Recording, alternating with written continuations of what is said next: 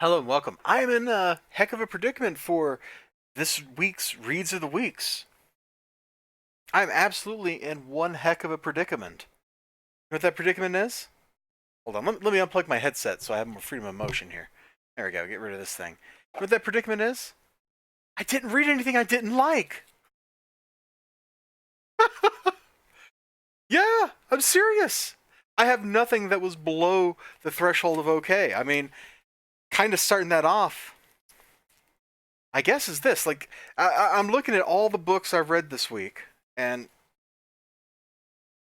it's quite a few. There's quite a few. Let's see, 1, 2, 3, 4, 5, 6, 7, 8, 9, 10, 11, 12, 13, or 14. I lost count. Yeah, don't judge me. And out of all of those books, I liked them all. There was nothing I'd be like, yeah, I didn't want to read that. Which, some weeks there is. And kind of down at the lowest end of the spectrum. This is towards the bottom of the okay list. Like, I still have some problems with the actual Roger, with the nature of the writing and how it kind of seems mean spirited towards Roger. And I don't think the humor is quite in line with my sense of humor. But this is still, it's well above the threshold. Yeah, that was okay. Like, I enjoyed reading it. In the same boat is Unit 44. The art actually in issue 4 is better than the art in issue 1. The jokes are better. And I can kind of in my head, if I think about it the right way, I kind of hear the right voices and the right tempo for the dialogue, which goes a long way towards making it make more sense. It was kind of fun. It's so weird. Yeah, the bottom 2 books are humor books. Oof, actually make that the bottom 3 books. Like, I really enjoyed The Adventures of Mr. Crypt and Baron Wright. This is solidly, like, this was a good book. I got a lot of little chuckles out of this thing. The art inside, I mean, you see the cover. The interior art is basically the same as the cover art.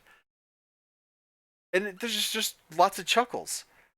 I think this is I don't like humor in comic book form. That's all I got. That's where I'm at in my life. Batman, you know what? It's not going above the threshold of awesome. You're just okay. You're just good, Batman. We kind of wrap up the uh, the new story arc in this. This Joker story that they're teasing right here, kind of funny. The Nightwing story had good action, and the Batgirl story, I didn't really like it. And then we're still in the it's good bucket. Got these Reign of the Supermen that I read. Now these weren't like back to back in the story arc, although they're back to back issues in the run. But going back 25 or so years in time to a completely different era of comics, a different way of doing events, of doing storylines. This was like a breath of fresh air.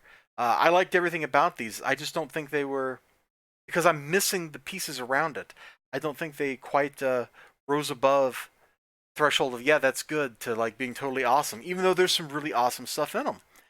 In a similar vein as this book, Shuriken. The cover art doesn't look like a whole lot. You can go to my Instagram. I posted an interior page, maybe two at this point, from this book that I really liked.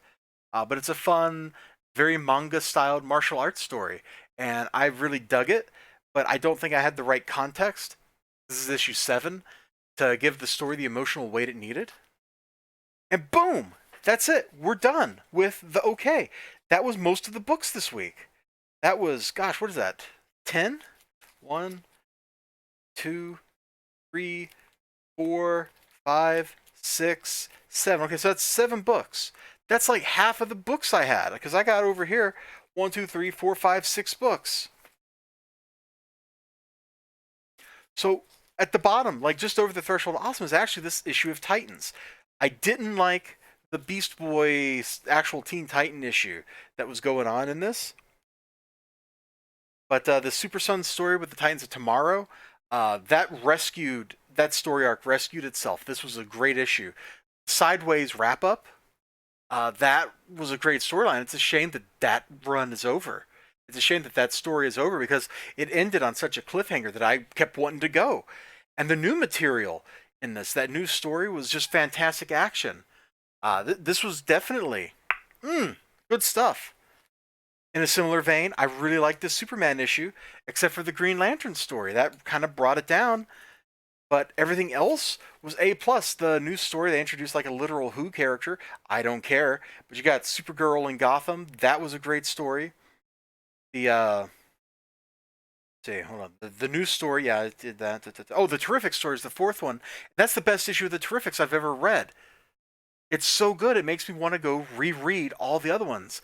Like, I feel like I should be singing the praises of the Terrifics the entire run just based on reading that one issue. That's insanity. That's how good it was. It made me reevaluate everything I've ever said about the Terrifics. I didn't change my mind a whole lot, but it made me think about them a little bit and go, you know what? Maybe I was a little too harsh on the Terrifics before. I just couldn't get into it. But then I read this, and it's like suddenly I'm super into it. Above that, we got Independent Comic. It's a reprint for $1, in case you missed it. Number 7, which is actually the story from Trespasser Part 3. The, we're dealing with a lot of family stuff. Supergirl, that story from Batman Superman is all family. This whole book is family. This book is family. How a family deals with stress, with starvation, with a crisis. I really liked Batman Curse of the White Knight, issue 2 as well. Although, I had some reservations if you saw that review.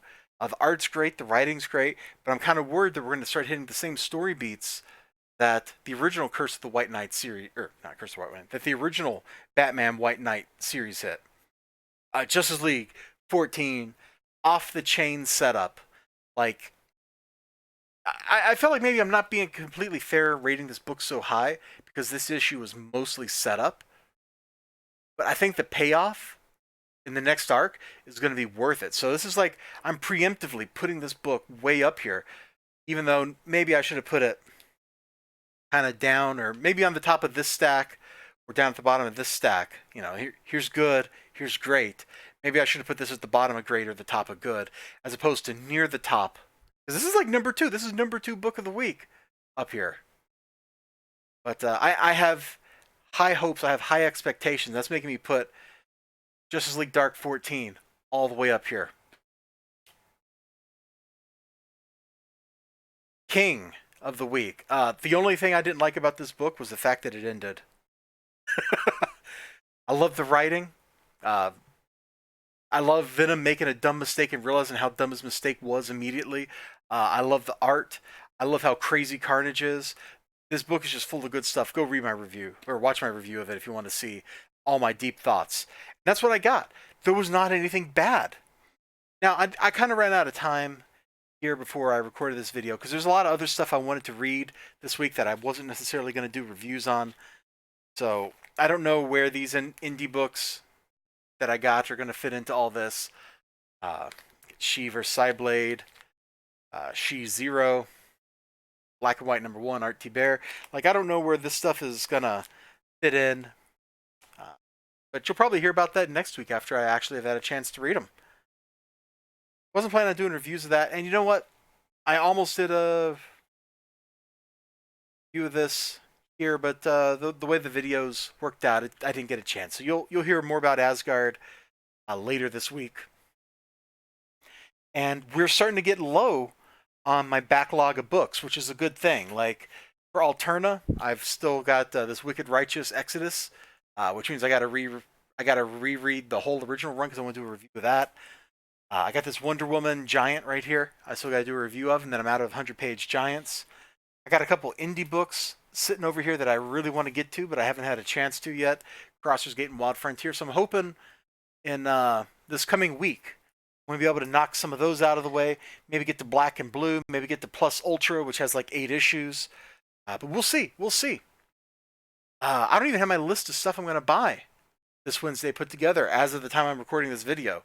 So hopefully I do before I go to the comic book store and start wandering around blind and lost, not knowing what it is I wanted to know or wanted to get. But you all have a great, great day.